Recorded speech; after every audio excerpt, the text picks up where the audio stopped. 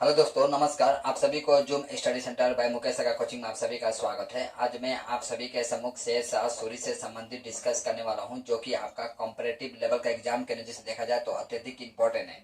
यानी आज का सेशन जो है आपका एग्जाम की नजर से देखा जाए तो अत्यधिक इम्पोर्टेंट होने जा रहा है। तो समय न गंवाते हुए हम टॉपिक्स की ओर बढ़ना चाहूंगा। इससे पहले आप सभी से आग्रह है, यदि आप नए हैं तो मेरे चैनल को सब्सक्राइब कर दीजिए और इस वीडियो में अंत तक बना रहिएगा, वीडियो स्किप करके मत देखिएगा। देखिए, मुगल डायनेस्टी जिस तरह से जानते हैं आप, मुगल डायनेस्टी का जो फाउंडर है, संस्थापक है, वो आपका बाबर है। बाबर जो है 1526 ईस्वी में भारत आता है, जो कि बाबर जो है भारत का रहने वाला नहीं था। वह उज्बेकिस्तान का फरगना एक छोटे से प्रांत था, उस प्रांत का गवर्नर हुआ करता था। उस प्रांत से वह भारत आता है। भारत आकर एक विशाल साम्राज्य की स्थापना करता है, जिस साम्राज्य का नाम होता है मुगल साम्राज्य। हालांकि वो भारत स्वयं नहीं आता है, उसे न्योता दिया जाता है भारत आने के लिए, जिसमें से दो लोग प्रमुख थे। उसमें से थे एक दौलत खां लोधी, जो कि इब्राहिम लोधी का चाचा थे, और दूसरा थे आपका मेवाड़ का शासक राणा सांगा। लेकिन भारत आने के पश्चात उसकी महत्वाकांक्षा जो है उसमें दिन प्रतिदिन वृद्धि होता है, और वह ये भावी सम्राट बनने की इच्छा पाल लेता है अपने अंदर। और यह देखा जाता है कि उसकी इच्छा जो है भावी सम्राट होने की, उसमें यदि कोई बाधा बनता है तो वो है आपका राजपूतों की वीरता। परंतु वह राजपूतों की वीरता से डरता नहीं है, बल्कि जमकर उसका मुकाबला करता है। और बाबर जो है राजपूतों की वीरता की कड़ी चुनौती देता है, और अंततः यह देखा गया कि वह अपने साम्राज्य का विस्तार करने में सफल भी होता है। और भारत में आने के पश्चात वह 4 लड़ाई लड़ता है, जिसमें से आपका पानीपत का प्रथम युद्ध, जो कि आपका इब्राहिम लोदी और आप बाबर के बीच में होता है, जो कि 1526 ईस्वी में होता है। इसके बाद खनवा का युद्ध, जो कि राणा सांगा और आपका बाबर के बीच में होता है, जो कि 1527 ईस्वी में होता है। इसके पश्चात चंदेली का युद्ध, चंदेली यानी बाबर और मेदिनी राय खंगार के बीच में होता है, जो कि 1528 ईस्वी में होता है। और मेदिनी राय खंगार जो है वो आपका मध्य प्रदेश का राजपूत थे, और कहीं ना कहीं राणा सांगा को अपना आदर्श मानते थे। और इस चंदेली युद्ध में ही शेर शाह जो है बाबर का साथ देता है। और इस युद्ध में भी आपका देखा गया कि राजपूतों की वीरता जो है आपका बाबर का कड़ी चुनौती देती है। यानी बाबर जो है मेदिनी राय खंगार को इतना साहस से नहीं हरा पाते हैं। हालांकि युद्ध का अंतिम पीरियड में देखा गया कि मेदिनी राय खंगार जो है बाबर से हार जाते हैं, लेकिन इतनी सहजता के साथ नहीं हारते हैं जितना कि सहज विचार बाबर अपने मन में पाले हुए था। यानी ये साफ देखा जाता है कि बाबर की महत्वाकांक्षा की पूर्ति में यदि कोई बाधा बनता है तो मेवाड़ के शासक या तब के समय में जो राजपूत जो थे उनकी वीरता जो है बाधा बनती है। लेकिन बाबर जो है अपने साम्राज्य के विस्तार करने में अत्यधिक क्रूर नीतियों का उपयोग करता है, गैर मुसलमानों के ऊपर में अत्याचार भी करता है। अब उस चंदेली युद्ध में आपका जो कि शेर शाह थे, उनका बचपन का नाम फरीद था, और फरीद एक समय शेर शाह बन जाता है। ऐसा इतिहासकारों का मानना है कि चंदेली का जब युद्ध समाप्त होता है तो बाबर शेर शाह को दावत में बुलाता है, और दावत में जब वो बैठता है तो उसे मांस पेश किया जाता है, और मांस खाने का तौर तरीका उसे पता नहीं था। तो अपने कमर से तलवार निकालता है और उस मांस को टुकड़े टुकड़े करता है। इस घटनाओं को बड़ी बारीकी से देखता है और वह समझ जाता है इस लड़के में शाही गुण है, यानी एक राजा बनने का पुण्य गुण है इसके अंदर में, और होता भी यही है। हालांकि शेर शाह जो है मुगल डायनेस्टी के बीच में ही अपना सुर साम्राज्य की स्थापना करता है। बहुत कम समय तक सुर साम्राज्य रहता है, लेकिन यह देखा गया अपने कार्य के द्वारा शेर शाह संपूर्ण इतिहास में, पूरे इतिहास में एक ऐसा छवि बनाता है जो कि आने वाला दिन में भी उसे याद किया जाएगा। और उसके द्वारा बनाए गए कुछ कुछ नीति ऐसे हैं जो कि भारत सरकार जो है वर्तमान समय में भी उसका उपयोग करती है। तो चलिए चलते हैं शेरशाह के बारे में डिटेल से जानते हैं हम लोग। शेरशाह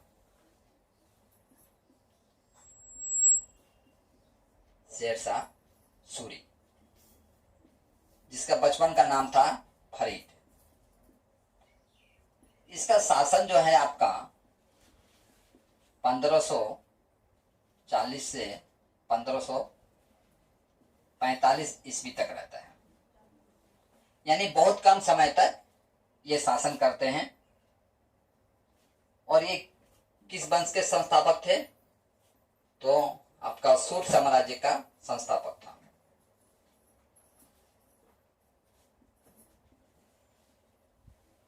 शेरशाह का जो जन्म होता है आपका कहाँ होता है? यहाँ आपका इसका जन्म होता है बजवाड़ा में। बजवाड़ा यानी होशियारपुर।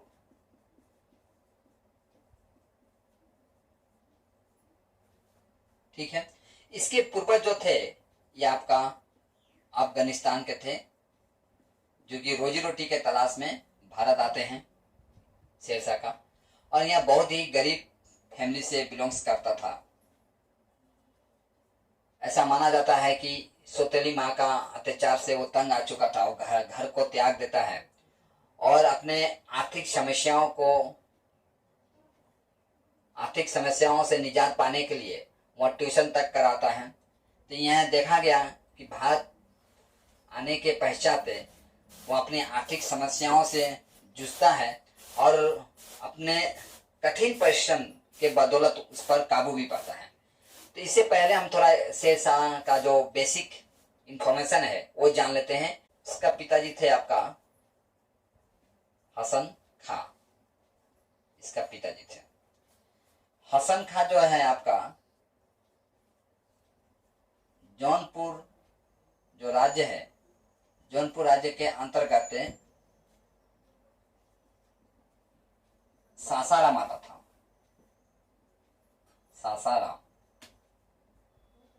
सासाराम का वो क्या थे? जमींदार थे हसन खां। और आगे चलकर ये भी आपका सासाराम का जमींदार बनते हैं। ठीक है। और इनका जो दादाजी थे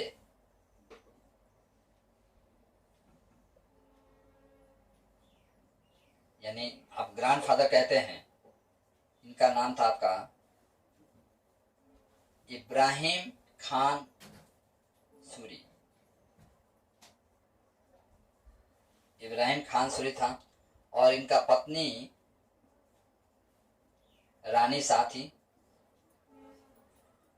आगे चलकर हम देखेंगे कि कई नारियों से इनका विवाह होता है समय समय के अनुसार। ठीक है। इनका पुत्र था इस्लाम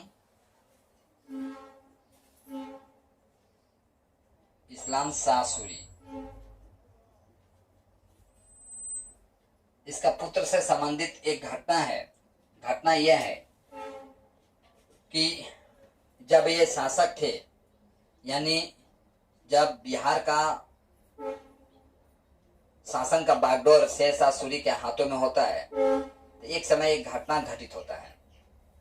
इनके दरबार में एक गरीब किसान आता है और अपना शिकायत दर्ज कराता है कि महाराज, मेरे घर में संध्या के समय एक युवक आता है जो कि मेरी कन्या यानी मेरी लड़की से बदमाशी करने का, दुष्कर्म करने का प्रयास करता है और मैं उसे माना करने में सक्षम नहीं हूँ। और देखकर मुझे ऐसा लगता है कि कहीं ना कहीं वो शाही परिवार से ही बिलोंग्स करता है। शेरशाह जो है उस लड़के का पूरा हुलिया पूछते हैं उस किसान से।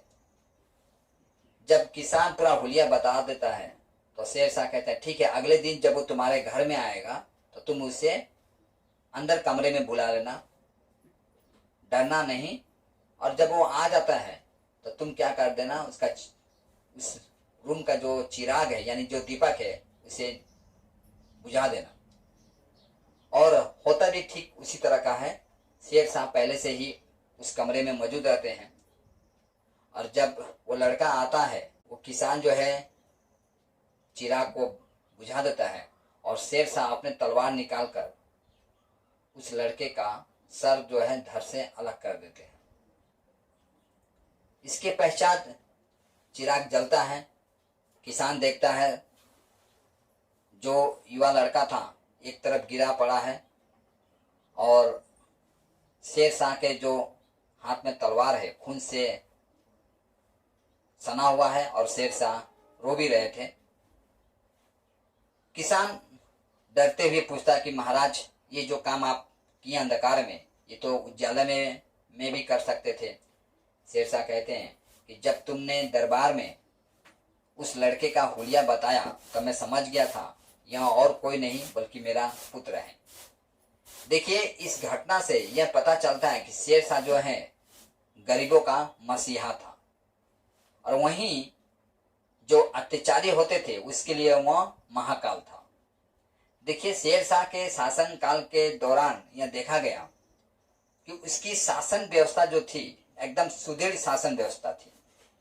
वह अपने साम्राज्य को सुचारू रूप से चलाने के लिए कई नीतियों का भी अप्लाई करता है। यहाँ तक कि यदि उसकी सेना किसी खेत से होकर निकलती थी और यदि किसान का फसल नुकसान हो जाता था तो उसका भरपाई करता था। आप इस तरह का शासक मुगल डायनेस्टी में क्या किसी भी डायनेस्टी में संभवतः हमको लगता है देखने को आपको कम ही मिलेगा। इस हिसाब से देखा गया शेर शाह जो है हिंदू और मुस्लिम दोनों के लिए मसीहा था। हालांकि बहुत कम समय तक इसका शासन रहता है और अपने शासन को बरकरार रखने के लिए कुर्ता का उपयोग नहीं करता है जिस तरह से बाबर किया करता था। ठीक है, तो जौनपुर में अपना ये शिक्षा भी ग्रहण करता है जौनपुर में, और ये अरबी और फारसी का अच्छा जानकार भी होता है। जब ये बिहार आता है तो बिहार का एक गवर्नर हुआ करते थे जिनका नाम था आपका मोहम्मद शाह। मोहम्मद शाह के बेटे को वो ट्यूशन भी कराता है।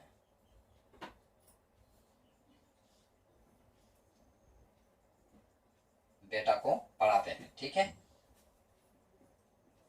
क्योंकि मैं पहले ही बताया आपको इनका आर्थिक हालत जो है उतना अच्छा नहीं था। लेकिन यह देखा गया कि कुछ समय के पश्चात मोहम्मद शाह का देहांत हो जाता है।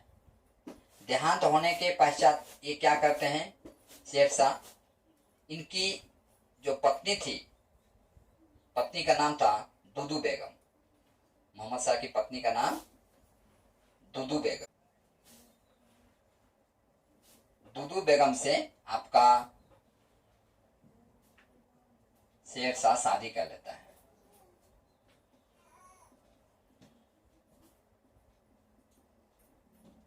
ठीक है,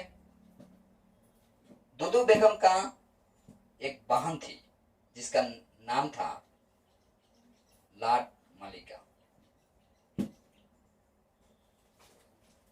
लाड मलिका का जो पति थे उसका नाम था मोहम्मद बहार खा। ठीक है, मोहम्मद बहार खा लोहानी। एक समय की घटना है कि दुदू बेगम कहती है कि मेरी बहन जो है लाड मलिका को आप कहीं छोड़ आइए, और सुरक्षा में कौन जाता है, आपका शेर शाह जाता है। तो रास्ते में एक घटना घटित होता है कि रास्ते में एक समय ऐसा होता है, इसका रथ के सामने एक बाघ आ जाता है और उस बाघ को शेर शाह क्या कर देता है, हत्या कर देता है। और लाड मलिका जो है इस घटना को साक्षात देखती है। देखने के पश्चात वह मोहम्मद बहार खान लोहानी को ये सारी घटना जो है बड़ी बारीकी से बताती है। और तभी मोहम्मद बहार खान लोहानी जो है आप शेर शाह को एक उपाधि देता है, यानी फरीद को एक उपाधि देता है, वह उपाधि होता है शेरशाह। तभी से शेरशाह जो है इतिहास में, फरीद जो है इतिहास में शेरशाह के नाम से विख्यात हो जाता है और फरीद नाम गुमनाम हो जाता है। ठीक है। अच्छा, इसकी पहचान और एक घटना घटित होता है कि मोहम्मद शाह बहार खान लोहानी जो है, इनका भी आपका देहांत हो जाता है। तो लाड मलिका से भी शेरशाह क्या कर लेते हैं, शादी कर लेते हैं। ठीक है। इस हिसाब से देखा गया इनका दो पत्नी, पहला पत्नी आपका दुदू बेगम पहला पत्नी बनती है, दूसरा पत्नी देखा गया इसका लाड मलिका, तो दूसरा पत्नी होती है ये। इस हिसाब से एक पत्नी जो है आपका ज्ञान के बदौलत शादी करती है, दूसरा पत्नी जो है बहादुरी के बदौलत इससे शादी करता है। अब शेरशाह जो है, जो कि आर्थिक कंडीशन से जूझ रहा था, अब इसका दिन प्रतिदिन समय जो है अच्छा आ रहा था। ठीक है। यानी यह देखा गया कि शेरशाह जो है आगे चलकर आपका जौनपुर का जमींदार बनता है।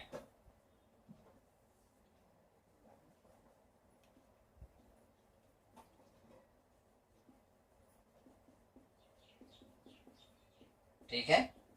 तो मैं चाहूंगा इतना पे स्क्रीनशॉट लीजिए, इसके पश्चात हम लोग आगे की तरफ बढ़ते हैं। और लाड मलिका के जो पति था, वह आपका कहाँ का गवर्नर था, ये भी परीक्षा में पूछा जा सकता है। तो वह लाड मलिका का जो पति यानी मोहम्मद बहार खान लोहानी है जो है, ये मिर्जापुर का गवर्नर था। अब जाहिर सी बात है, गवर्नर का पत्नी को बचाता है तो उसका आर्थिक अवस्था जो है सुधरने वाला था, यानी उसे वह ओहदा प्राप्त होने वाला था जिसकी चाह शेरशाह को बचपन से था। ठीक है। अब देखिए शेरशाह जो है आपका, शेरशाह बिहार का जो शासक हुआ करता था तब के समय में, बिहार का शासक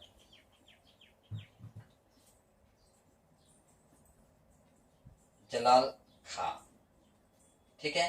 जलाल खां के दरबार में वह उप नेता के तौर पर काम करता था। कौन? शेरशाह। ठीक है, उप नेता के रूप में काम करता था।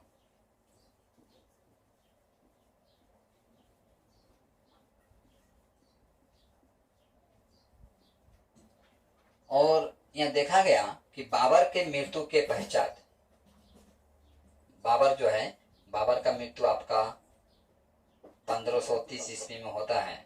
बाबर का मृत्यु के पश्चात इसका पुत्र हुमायूं, जो कि भारत का शासक बनता है, लेकिन अपने पिता की तरह हुमायूं जो है बहादुर नहीं था।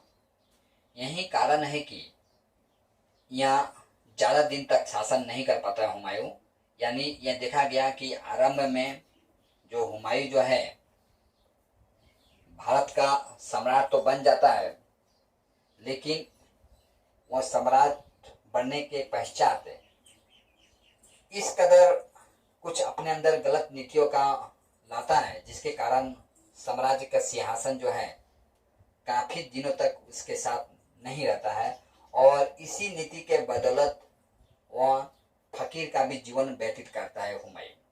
यानी 15 साल तक यह देखा गया कि हुमायूं जो है फकीर का जीवन भी व्यतीत करता है। तो देखिए इसका दो सबसे जो बुराई था, वह बुराई था आपका, पहला नंबर यह अफीम लेता था, अफीम का सेवन करता था। दूसरा नंबर इसका कमजोरी था औरत, यानी दरबार में औरतों का डांस यानी जो मुजरा कहते थे, मुजरा देखा करता था। एक राजा का ये कर्तव्य होता है कि इन सब चीजों से उठकर वह जनता के विषय में सोचे, लेकिन अफीम का नशा में उस 24 घंटा मुग्ध रहा करता था, जिसका फायदा जो है आपका कौन उठाता है? शेर शाह उठाते हैं। शेर शाह जो है बिहार का शासक था, लेकिन हुमायूं जो है शेर शाह को कमजोर समझ लेता है और शेर शाह पर आक्रमण करता है। लेकिन जब शेर शाह के ऊपर में जब हुमायूं जो आक्रमण करता है, हुमायूं को ये पता चल जाता है कि शेर शाह जो है उतना साधारण व्यक्ति नहीं है जितना कि वह साधारण सोचा रहता है।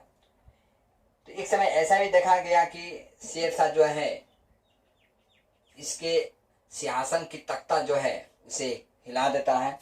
देखिए, हुमायूं को कई तरह से तकलीफ था, यानी कई तरह से प्रॉब्लम भी था।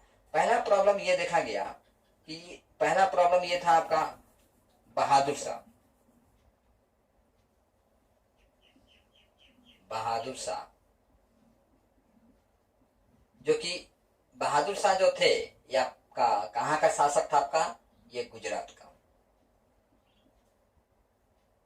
का शासक था। और बीच में पड़ गया आपका दिल्ली का शासक कौन था आपका? ये था आपका हुमायूं। और इधर पड़ गया आपका बिहार का शासक कौन था आपका? तो ये था आपका शेर शाह। एक समय ऐसा आता है कि बहादुर शाह जो है आपका, ये बहादुर शाह गुजरात पर आक्रमण करता है। ठीक है, गुजरात पर जब आक्रमण करता है तो उस समय रानी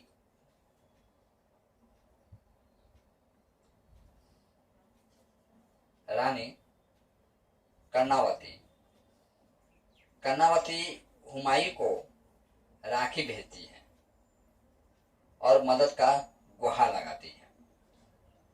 ये कर्णावती कौन थी? तो कर्णावती आपका राणा सांगा का पत्नी थी, जो कि बाबर के साथ राणा सांगा युद्ध किए थे। आपका कौन सा युद्ध? खनवा का युद्ध।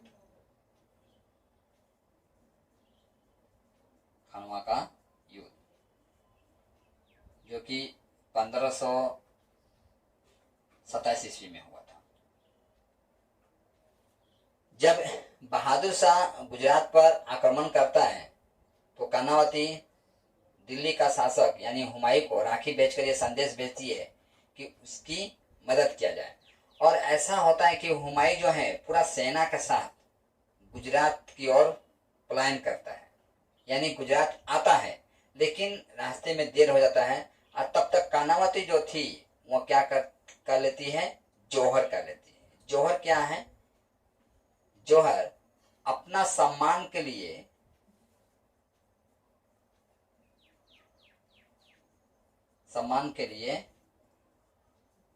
आत्मदान। ठीक है, इतिहास में ऐसा बहुत जगह आपको यह प्राप्त हो जाएगा कि मेवाड़ की जो रानियां होती थी जौहर करती थी। मेदिनी राय खंगार के जो पत्नी जो थी वो भी क्या करती है? जौहर करती है। देखिए, बाबर जो है मेदिनी राय खंगार के जब महल पर आक्रमण करता है, आक्रमण करने के पश्चात मेदिनी राय की सेना को तहस नहस कर देता है। इसके पश्चात जब वो महल में प्रवेश करता है तो ये देखता है कि दरवाजा खुला है, चारों ओर से पूरा खुला मैदान पड़ा हुआ है, कोई नहीं दिख रहा है। लेकिन बाबर उस महल में प्रवेश करने से डरता है, क्योंकि उसे यह डर था कि मेदिनी राय जो है कहीं से भी आक्रमण कर सकता है, संभवतः वो छुप कर कहीं बैठा था, ऐसा उसे प्रतीत होता है। लेकिन ऐसा होता नहीं है। मेदिनी राय 5 तत्वों में विलीन हो जाते हैं। फिर भी बाबर को डर बना रहता है। डर का कारण यह था कि जैसे कि मैं आपको पहले ही बताया कि बाबर हो सकता है महत्वाकांक्षी ज्यादा था और अपनी महत्वाकांक्षा की पूर्ति के लिए किसी भी हद तक किसी भी क्रूर नीति को वह अप्लाई करता था। लेकिन मेदिनी राय से जब उसका मुकाबला होता है तो राजपूत की वीरता को वह सलाम भी करता है। यही कारण है कि बाबरनामा जो है उसमें मेदिनी राय की वीरता का उल्लेख भी हमें प्राप्त होता है। गुजरात के यानी मेवाड़ के इतिहास में हम देखते हैं ऐसे बहुत सारी रानियां जो हैं जो कि अपने आत्मसम्मान की रक्षा हेतु सामूहिक रूप से जोहर करती है।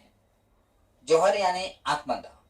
स्वयं चंद्री राय खंगार के जो रानी जो थी यानी इनकी जो पत्नी जो थी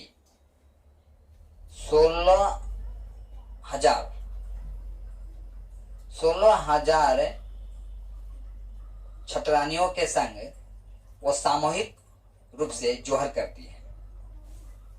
तो इस तरह से हम देखते हैं कि जब हुमायूं सेना लेकर जब गुजरात तक आता है तब तक रानी कर्णावती जोहर कर लेती है, यानी हुमायूं को आते आते देर होता है।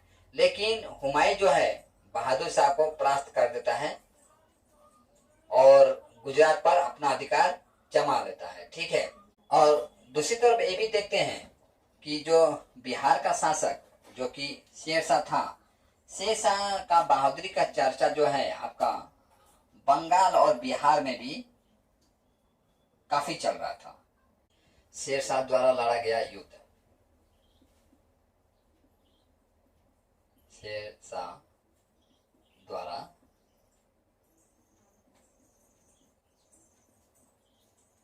तो शेरशाह मुख्य रूप से 2 युद्ध लड़ा था जो कि परीक्षा में पूछा जाता है। पहला युद्ध था आपका कन्नौज का युद्ध।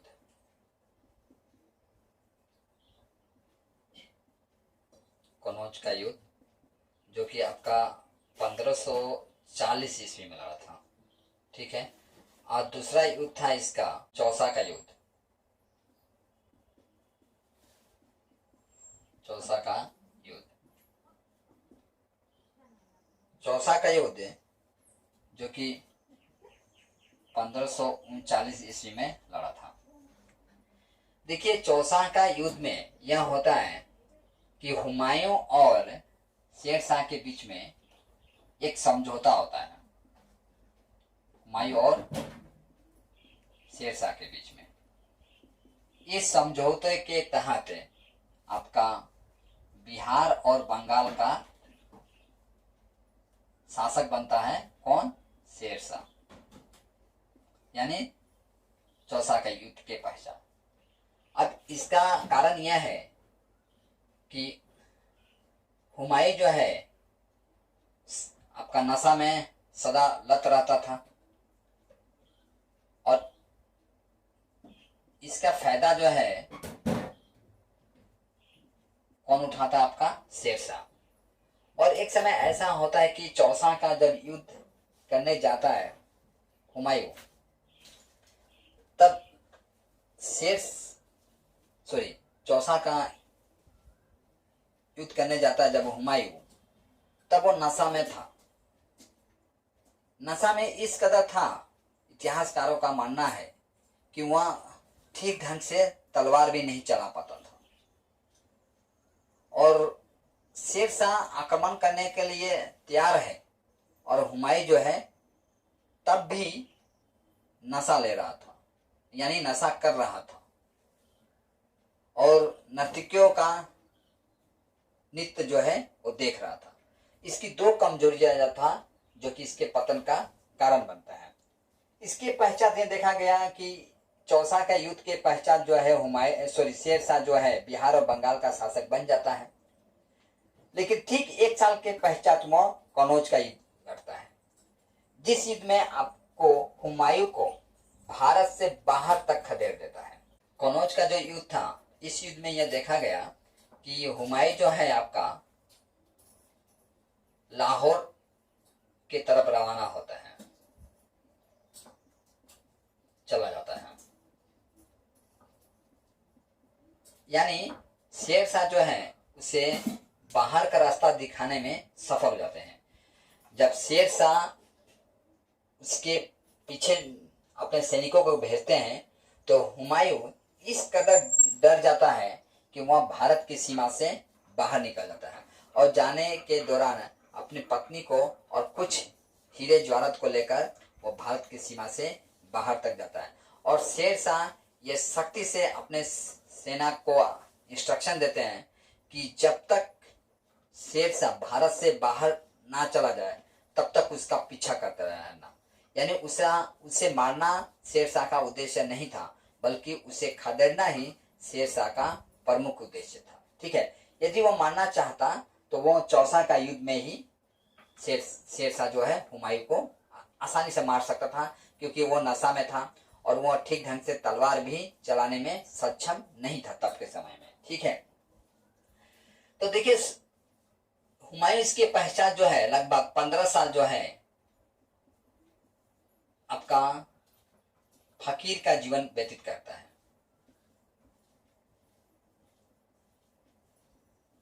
जीवन बिताता है। अब भारत का शासक कौन हुआ? आपका शेरशाह। तो भारत का जब शेरशाह हुआ तो शेरशाह कुछ कुछ अपनी शासन व्यवस्था को चलाने के लिए कुछ कुछ नीति का भी उपयोग करता है। ठीक है, जो कि इतिहास में अत्यधिक मायने भी रखता है। पहला हम देखेंगे कि वह डाक प्रथा का प्रचलन करता है, जो कि आज भी है। तो यह क्रेडिट किसे जाता है? आपका शेरशाह को जाता है। दूसरा हम देखते हैं आपका कृषि सुधार व्यवस्था लाता है।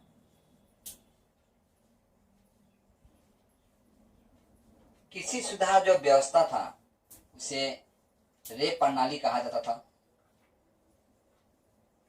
रे प्रणाली यानी आज का डेट में आप उसे कह सकते हैं एमएसपी। एमएसपी फिर है क्या चीज? तो एमएसपी है आपका मिनिमम सपोर्ट प्राइस, यानी मिनिमम सपोर्ट प्राइस जो कि आज भी भारत सरकार इसका उपयोग करती है। यानी किसी भी अनाज का जो रेट है उसका कौन निर्धारित करता है? सरकार, गवर्नमेंट। और उस रेट से कम आप फसल को नहीं बेच पाएंगे, ना ही कोई खरीद पाएगा। तो शेरशाह ये भी देखता है कि तब के समय में जो जमींदार जो थे वो किसानों का शोषण करते थे। यानी किसान जो है आर्थिक तंगी से बेहाल था। तो उसकी कंडीशन को सुधारने के लिए, यानी उसकी आर्थिक व्यवस्था को सुदृढ़ करने के लिए, अपनी जनता की आर्थिक व्यवस्था को सुदृढ़ करने के लिए वह रे प्रणाली लाता है। यानी राजा के द्वारा हर अनाज का एक रेट रखा जाता था और उस रेट के नीचे कोई भी किसान अनाज को बेच नहीं पाता था, ना ही कोई जमींदार उसे खरीद पाता था। ठीक है, यदि ऐसा करते हुए पकड़ा जाता था तो जमींदार को नहीं छोड़ता था वो। ठीक है, मैं आपको पहले ही बताया कि बुरे लोगों के लिए वो शेरशाह जो है महाकाल था। शेरशाह में एक और खासियत था कि ये क्या करता था, रात में उठकर अपने दरबारियों से देश के बारे में जानता था। ये भी इसका एक मेरिट था। मतलब देश में क्या चल रहा है क्या नहीं, वो अपन दरबारियों से जानता था, जो कि एक कुशल शासक का नीति कह सकते हैं ये इसे। अच्छा, चौथा ये था उसने 3 मुद्रा प्रचलन किया था। ठीक है, 3 मुद्रा देखा जाए तो पहला मुद्रा इसे हम कहेंगे दिनार। पहला मुद्रा दिनार। दिनार जो है, दिनार कह लीजिए या अस्पी कह लीजिए, दिनार या अस्पी, जो कि आपका सोना का हुआ करता था। ठीक है, दूसरा मुद्रा था आपका रुपया, जो कि चांदी का हुआ करता था। और इसका तीसरा मुद्रा था आपका दाम, जो कि कॉपर का हुआ करता था।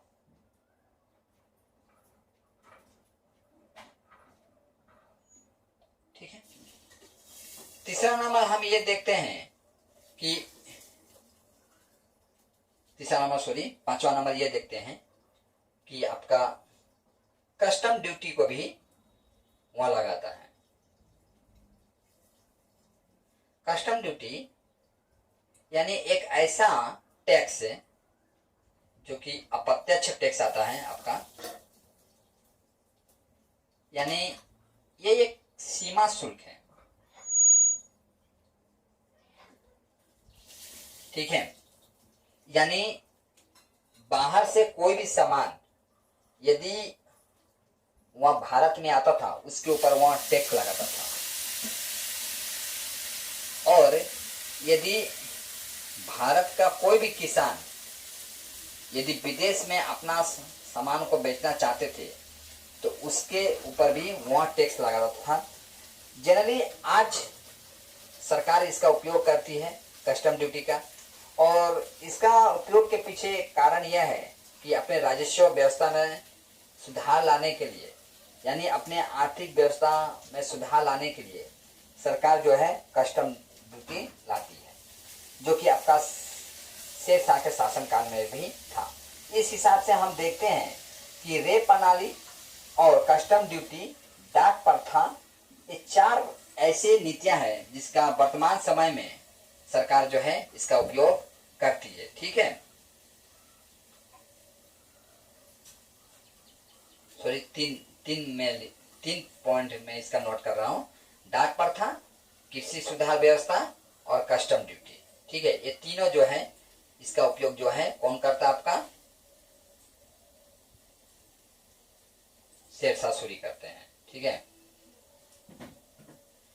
अच्छा, दूसरे नंबर ये भी देखा गया कि आपका शेरशाह जो था यह अत्यंत दयालु स्वभाव का भी था।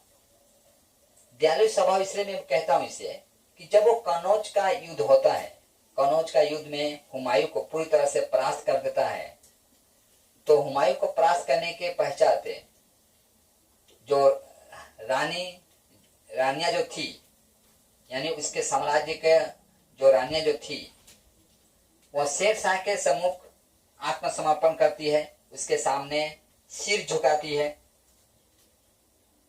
रानियों के संग संग हुमायूं के जो जनता जो थी वो भी शेरशाह के सम्मुख सिर झुकाती है। तो वह क्या करता है, सबको कहता है कि ऐसी कोई बात नहीं है, आप निर्भीक रूप से आप इस देश में रह सकते हैं, आप मेरी जनता हैं।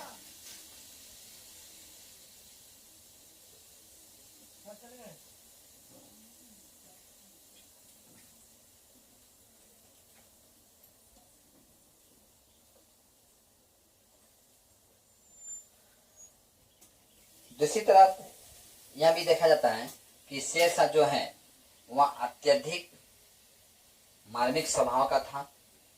इसकी मार्मिकता का उदाहरण हमें तब मिलता है जब वो कनौज पर युद्ध करता है।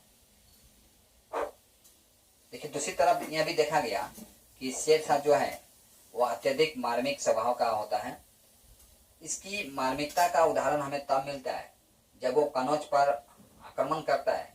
तो कनौज की जो रानियां जो थी और उसका जनता जो था, यानी हुमायूं का जो जनता था, शेरशाह के सम्मुख आत्मसमर्पण करता है। इस परिस्थिति को, इस दृश्य को देखकर शेरशाह के आंखों से आंसू तक निकल जाता है। इससे यह साफ प्रमाणित होता है कि शेरशाह जो था वह अत्यधिक मार्मिक स्वभाव का शासक था, ठीक है। देखिए, शेरशाह का अब वह समय आता है जो कि उसके जीवन का अंतिम समय होता है। वह युद्ध था आपका कलिंजर का युद्ध, ठीक है। कौन सा युद्ध? तो कलिंजर का युद्ध।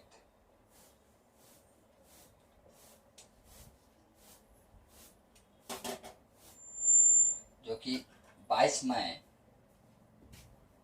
1545 ईस्वी में होता है, कलिंजर का युद्ध। इस युद्ध में आपका शेरशाह जो है एक अस्त्र चलाता है जो कि अग्नि अस्त्र होता है उसका नाम था उल्का। यह अस्त्र चलाने के दौरान कुछ गोले जो हैं रिटेन होकर यानी टकराकर शेरशाह के तरफ आता है और वह ब्लास्ट हो जाता है, आकस्मिक ब्लास्ट हो जाता है, और जिसमें शेरशाह जो है पूरी तरह से घायल हो जाता है। लेकिन घायल कंडीशन में भी वह सैनिकों को कहता है, आदेश देता है कि किले को अपने कब्जे में लो। ऐसा माना जाता है कि दोपहर 12 बजे के आसपास किले पर जो है शेरशाह के सैनिक जो है अपना अधिकार जता लेते हैं। और जब इसकी सूचना जब सैनिकों के द्वारा शेरशाह को मिलती है कि इस किले पर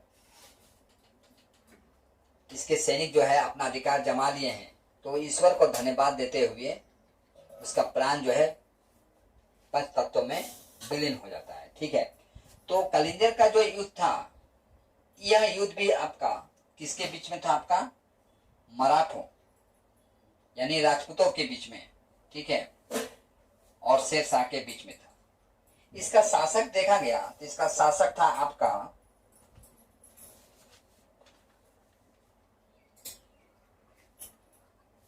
कलिंजर का जो शासक थे वो थे आपका कीरत सिंह, जो कि राजपूत थे। तो इस तरह से मैंने शेरशाह सूरी से संबंधित उन सारे तत्वों को मैं आपके सम्मुख रखने का प्रयास किया हूँ, जो कि आपका कॉम्पिटिटिव लेवल के एग्जाम के नजर से देखा जाए तो अत्यधिक इम्पोर्टेंट था। और आज का क्लास जो है मुझे यहीं समाप्त करने का परमिशन दीजिए। जय हिंद।